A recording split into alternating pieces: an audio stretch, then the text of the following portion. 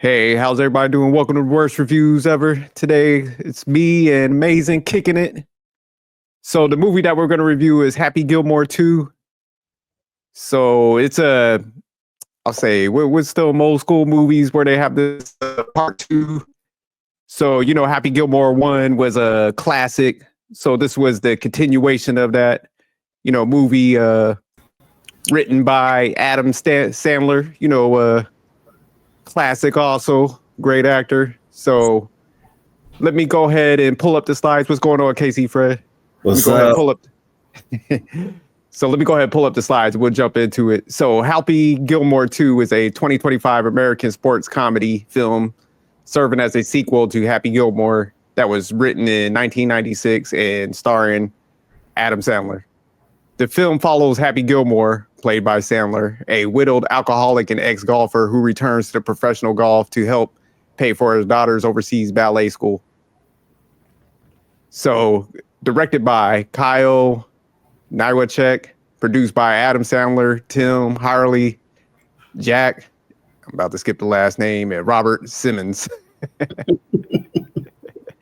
So the cast on this movie: Adam Sandler as Happy Gilmore, Julie Bowens as Virginia Gilmore, Christopher McDonough as Shooter McGavin, Benny Safdie as Frank Mantide, Benito Oscayo as Oscar Mayas, John Daly as the fictionalized version of himself, Ben Stiller as Hal L, and Jackie Sandler as Monica. And yeah, he had a couple of his daughters in the movie. I didn't realize that. So the one that was doing the ballet, that's his actual daughter. And the one that was in the rehab, that's his other daughter. So that's shout out that. Yeah, Adam Sandler was like, shoot, y'all about to get this money. y'all better stop playing around. Y'all done fed y'all all these years. Y'all better hone in them acting skills. So let me go ahead. Let me pull up the trailer for this. And then, of course, we're going to give our rating and we'll do our little breakdown. So give me 1 second. My name is Happy Gilmore. 30 years ago, I decided to give golf a try. But even when you're at the top of your game, you can always shank one. Happy Gilmore sucks? Oh, eat a bag of chips! How are you going to put Vienna through ballet school? It's $75,000 a year. That's 4 years. That's 333 grand. That's terrible math, Johnny. It's 300 grand. I wouldn't even know where to start. Let them see the happy I fell in love with. Come on, you got to do it, Dad. All right, let's go. Let's go get him, Dad. But how about the chicks? I know how to do it, Dad. Let's go. Oh, Dad, I got this. What the hell is happening? Happy Gilmore is breaking in yet another caddy he just met. All right, we're going to go. See, but you bring those. Those always come. All right, that's it. They got a strap if you want to use the strap. Happy Gilmore didn't have things flowing on the first go. Oh, son! Check out the name tag, grandson. You're in my world now. I got you a little something there, Pop.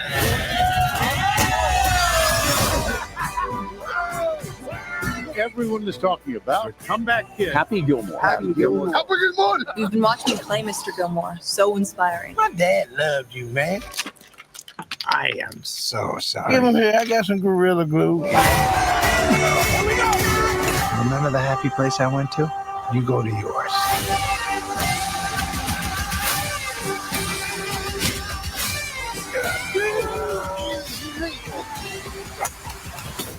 Oh, my God, Rory. Jackass. Bingo. You stole my life from me. Why would I want to steal the life of somebody who eats pieces of shit for breakfast?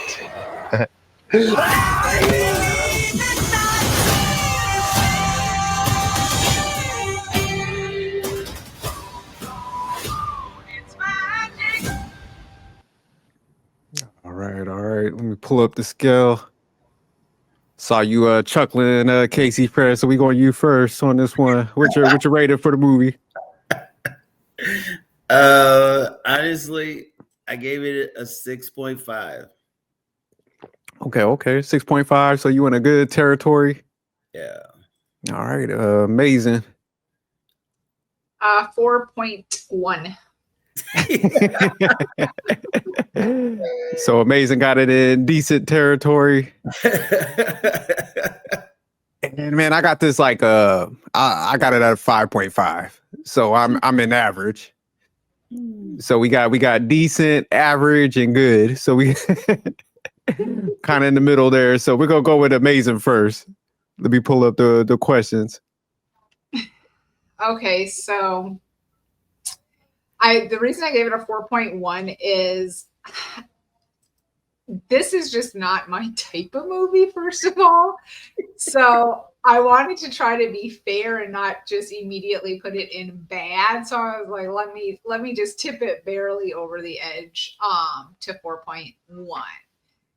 I do think that all the Swifties out there probably help boost this one along, because I know T Swift was encouraging people to watch her boo in his little cameo scene. So Travis Kelsey, what's up, Chiefs? Yeah.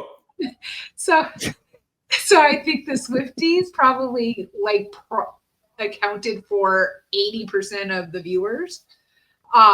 So they can give her a thank you for that. I would not recommend this movie to anyone. Damn.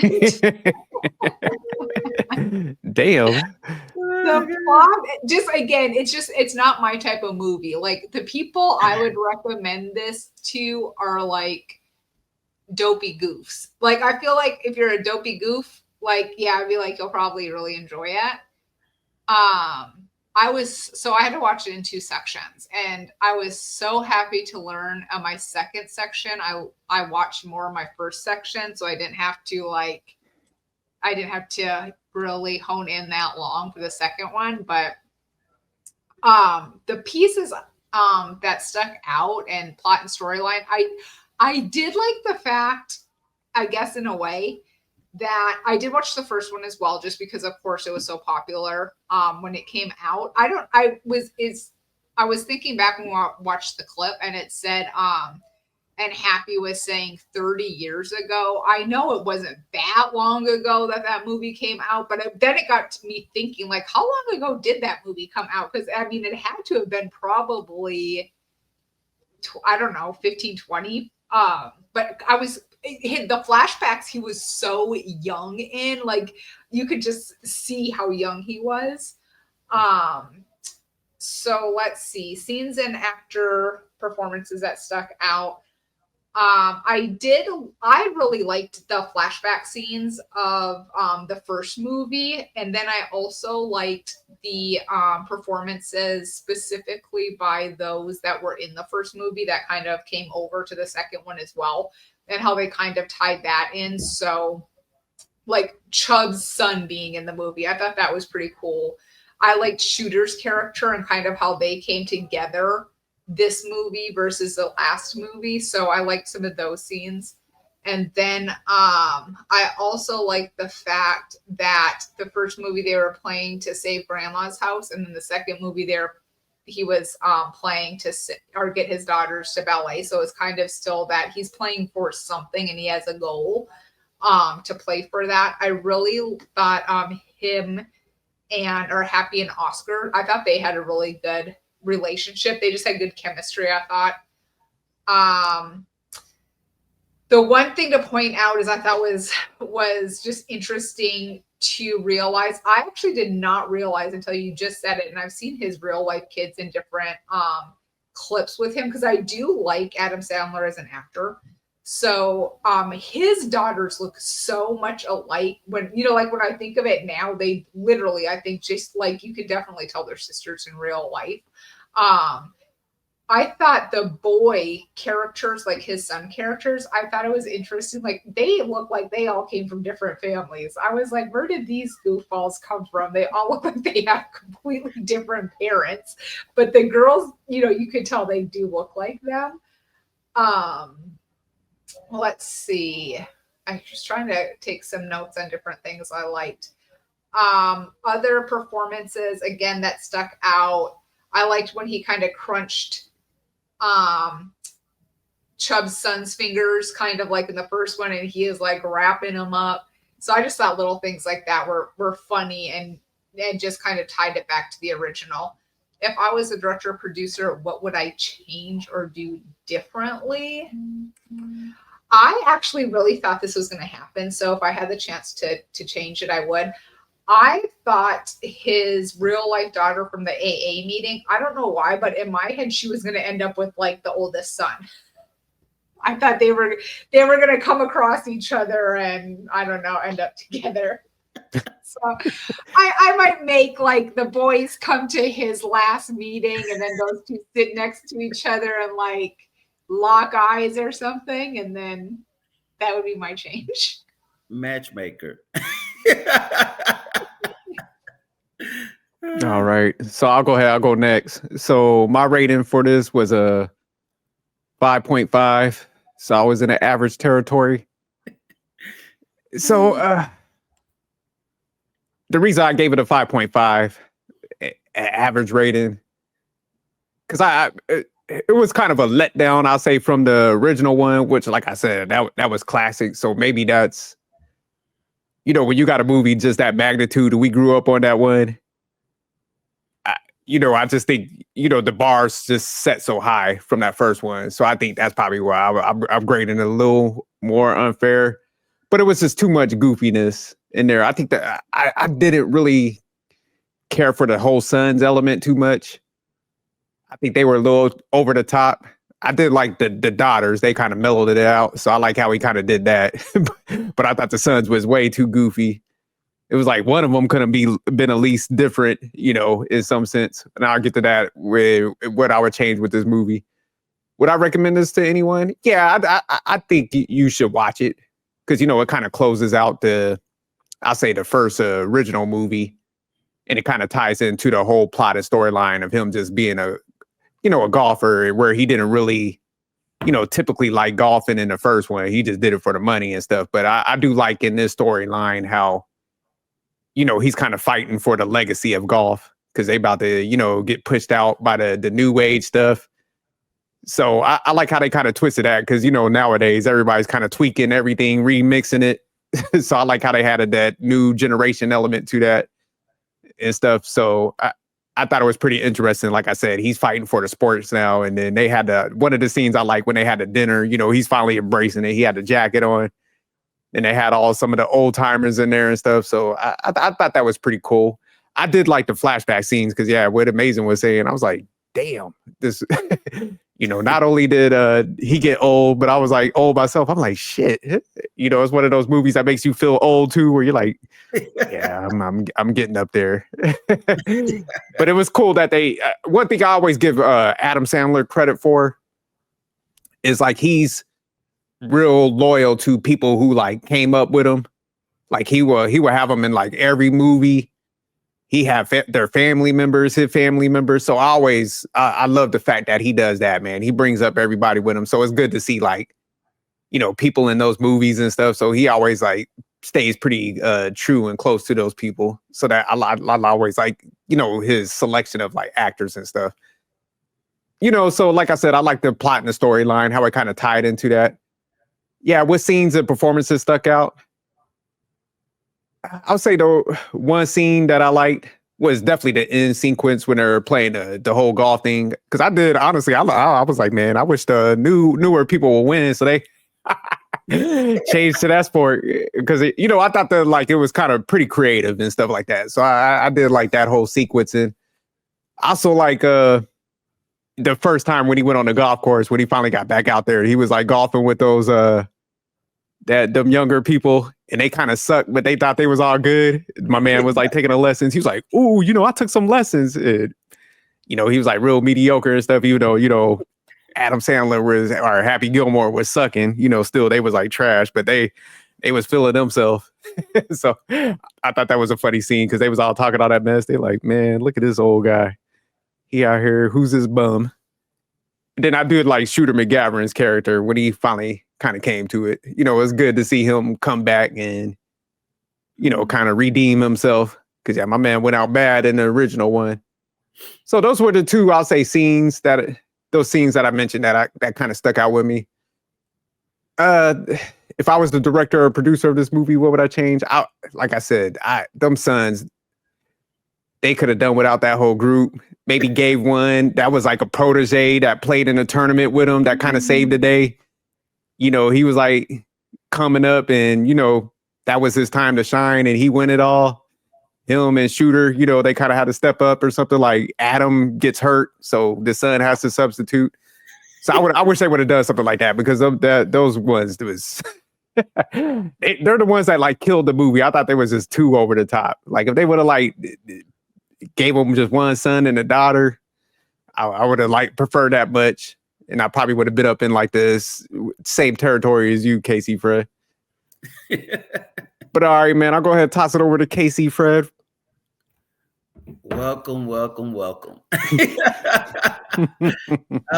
want to give a shout out to Travis Kelce, who did two things. He actually got into this film. He did very well for the little short period of time that he was in there.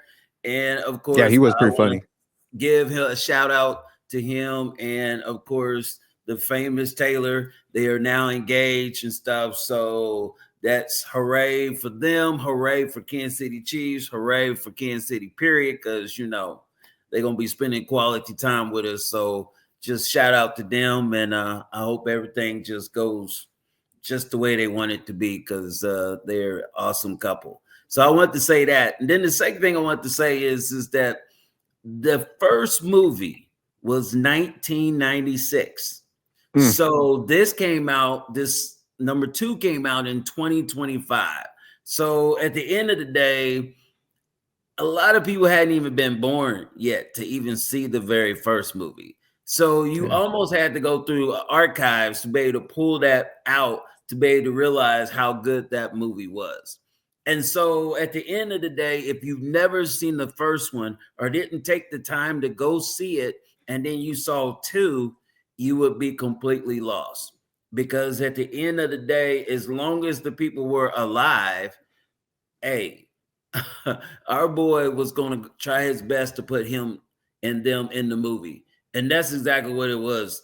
I gave it a 6.5 because I thought that it wasn't as good as the first one, but he was dog determined to finish this movie. And to me, I call this movie the comeback kid, because at the end of the day, you saw what he could do in the powerful gift, because honestly, he didn't even know he had this gift until it was everything was on the line. And it was all about a bet with some 2 movers or whatever that actually happened to have a golf ball in a club.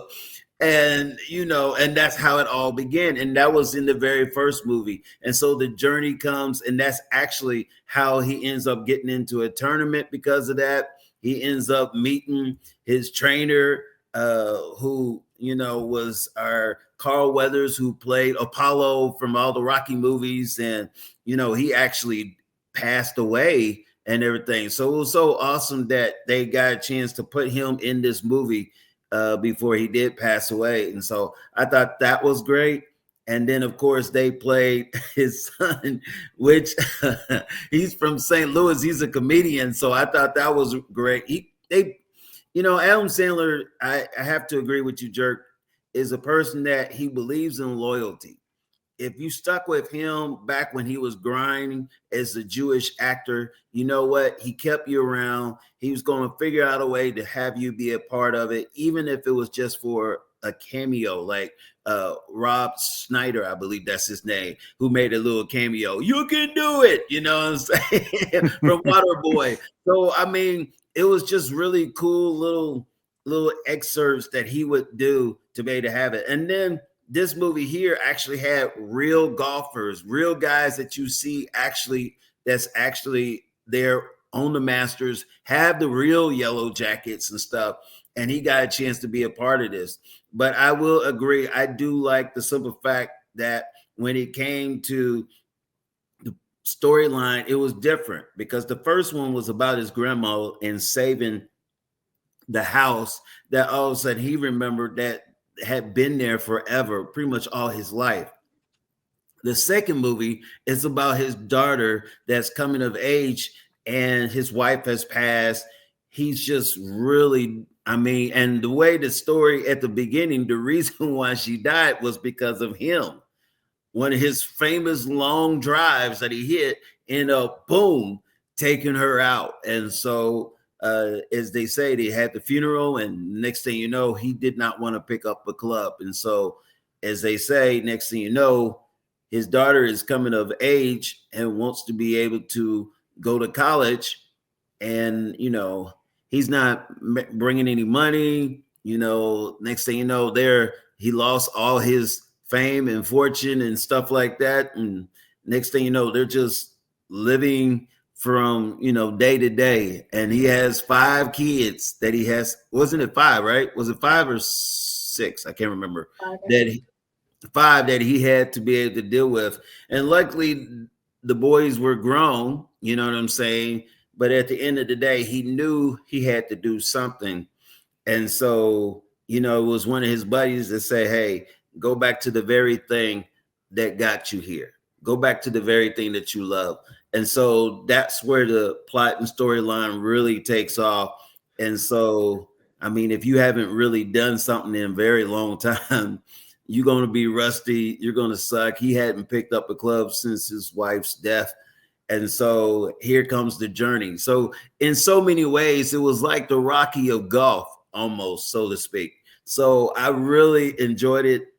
Some of the actors and actresses that stood out, of course, Happy Gilmore, he always sticks out, but just because of his get up, his attitude, he still, after all these years, had that anger issue and stuff. And then what cracked me up is, you guys don't talk about it, but because he lost his wife and it was such a deep pain, he turned into an alcoholic. So alcohol was in his club, alcohol was in his he had that everywhere. was in his clubs, alcohol was just in about everything this guy could find or whatever.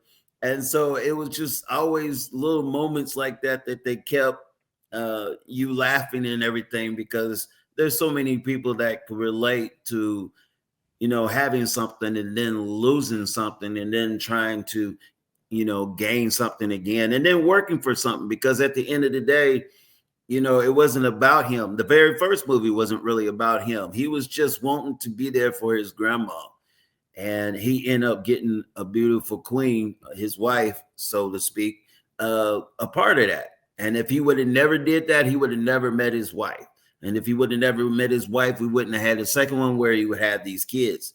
And so at the end of the day, I just thought it was really cool how I was that, and family was one of the center pieces that was all about this. And they was rooting him on, and they told him, hey, you can do this. You can come back. You have what they call a God's gift. And so you was talking about Shooter Gavin. He was the villain. He was the guy that was in the very first movie that he had to go up against. But in the second movie, I believe it was, what was his name? Bad Bunny or something like that, that wanted to transform what, golf was all about. And he put the ultimate challenge out, it's us versus you, yellow jackets, golfers that you think you're all that, but we have evolved and we're moving to a different arena and you can't compete with us. And so it was interesting because at the end of the day, at the very end, he proved to himself that not only did he still have it, but he was the best at what he does. And so I just thought it was really cool. A lot of movies kind of like build up and then the climax is not that good, but it built all the way up. He was able to not only win the money, but also be what they call a legend at the end. And so it was just really cool. And then at the end, it goes right back to family, which I thought was really cool. And then it was not only did the fellas get a chance to really go out and be somebody, but then the daughter gets a chance to be able to go, I believe, overseas and go to college and be somebody. And so it was just kind of like spread your wings and fly. And so originally the very first movie, he always, because of his parents, his dad specifically, wanted him and he loved hockey. That was the whole thing. And so when you see him in the first movie and then the second movie, and he looks like he's like in some hockey uniform, he never changed his DNA. That's what he always loved. That's what he always wanted to be. And so his drive for that, he put that same drive into golf. And he just happened to have what they call a God-given stroke that no one else ever had. And like I said, it worked in the very first movie, and then it ended up ultimately coming back and working for him again. And so while everybody else was cheating, the young people was cheating and using all kinds of what they do, break their hip and have surgery and do all this special stuff to try to get long drives and cheat and move the even the little circle campus thing or whatever to try to make it work for them. Here he was still just using his brain and just using his God-given talent that, the good Lord gave him, and he was able to pull it off and be victorious and win. And so like I said, I thought it was good.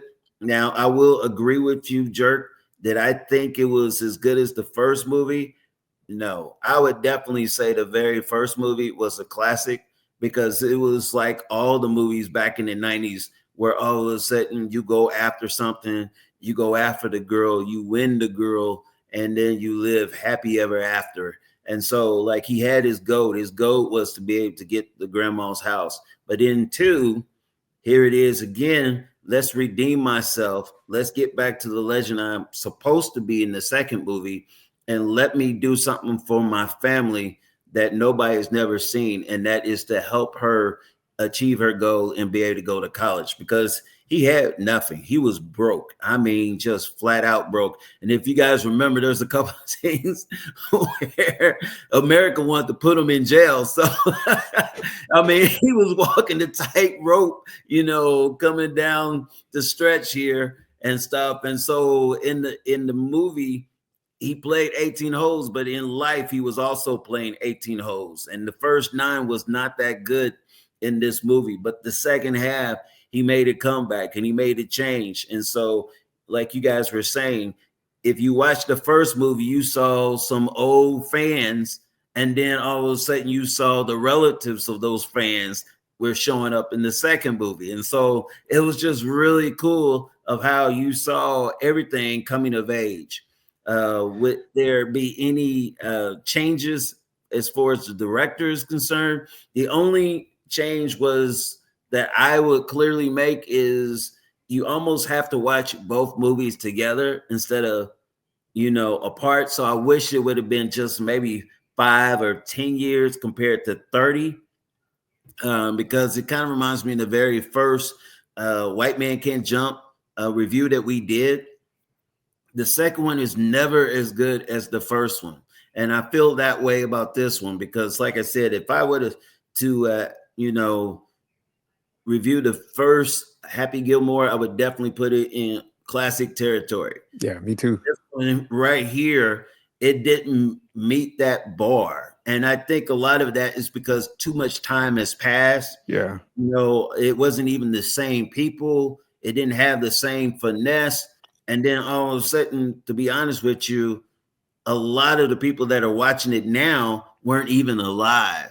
So at the end of the day, you don't really get the full ambience of the whole situation of them just all coming together like you do in all these other movies like Twilight. And, I always think of Eddie Murphy's movie, Beverly Hills Cops, and stuff like that. So at the end of the day, I just think, like I said, would I recommend this movie? Definitely. Now, I do agree with Amy. If you're a girl, please watch both movies, because that's the only way you're going to get it. You're not going to get it. Now, if you're a guy, hey, go for it, especially if you're all of a sudden one of those people that used to watch Porky back in the 80s and then all the crazy movies, American Pie in the 90s. And the list continues to go on and on. There's always been wild, crazy movies such as this, where all of a sudden they go a little bit over the top. But at the end of the day, you find yourself laughing at the end. And so, and then you find yourself rooting for the underdog. And once again, he was definitely the underdog in this movie. And he came back and he made a difference, not just for golf, but also for his family. So, I mean, there's a lot of life lessons in this that you could really kind of share and really get out of. So I thought it was really cool. And like I said, I gave it a 6.5. But like I said, I wish I could have gave it higher, but I'm going to leave it right there. All right, all right. One other scene I left out, I thought was pretty funny when he was in the grocery store and the guy approached him. Yeah, he kind of pissed him off. He's like, "What are you gonna do? You gonna just?" He was like, "Hey, cut the camera." And he threw him in a tank. So I thought that was funny as hell. So that was another funny scene. And the other one was at the beach. The homeless guy was giving him all them pointers, and I thought he was gonna be all nice and he, he's like, "Man, if you don't get your..." So yeah, there was some definitely some funny scenes. So I was laughing through it. Like I said, man, I think it was just the sons was just over the top that pushed it over. And I was looking it up while you were talking. His wife was the ballet instructor too, so she was in the movie also. So yeah, he put the whole family in there. So he definitely like I said, he be doing a loyalty thing, which I like. Definitely. So all right, let's jump into anybody gonna change their rating, their score. So start with you, Casey, Fred. Like I said, I'm gonna leave it right there at a 6.5 because I do say that it was good.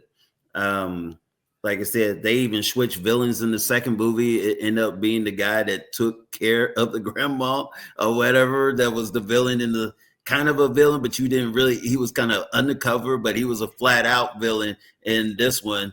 And that was Hal and stuff. And so he ends up getting chased and getting the beat down at the very end of the movie, kind of like Shooter Gavin did in the very first movie. So I thought that was pretty cool. But I'm going to just leave it at a 6.5, and we're just going to go right there. All right. Amazing. Going up, down, or are you staying the same? Sticking with 4.1. She's still in decent territory. I'm going to go up a little bit, but I'm still going to be an average. So I'm going to go up to about like a 5.8. Because, there was some funny scenes that I wasn't thinking about. And, I did like Travis Kelce's character. I liked some of the appearances. Bad Bunny was funny in there. So definitely some funny moments. Like I said, man, just if they would have one son instead of the group. Oh, you know what? I was going to say that I guess I'll go up because I did like this aspect. So I'll go up to, I suppose, to 4.5. So it's still decent.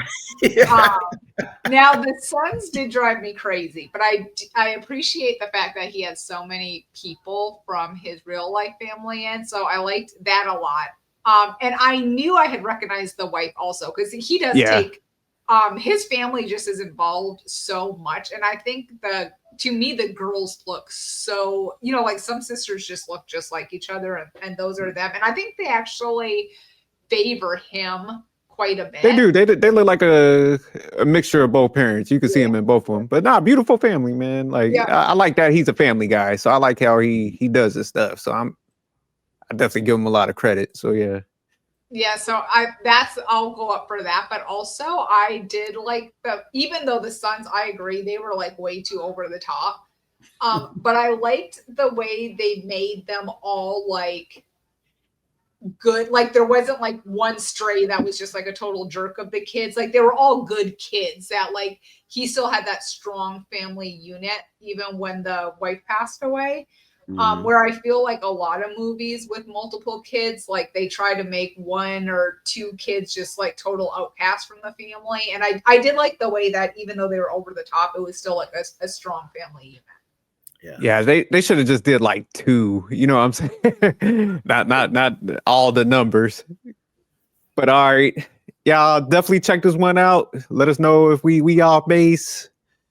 If Mason was wilding or if Casey Fred was wilding, I'm always like spot on. But keep tuning in. Yeah. Shout out to Travis. That's my hero right there. That's my hero getting a chick with all that money. Shout out to Travis Kelce. But all right, y'all. Peace.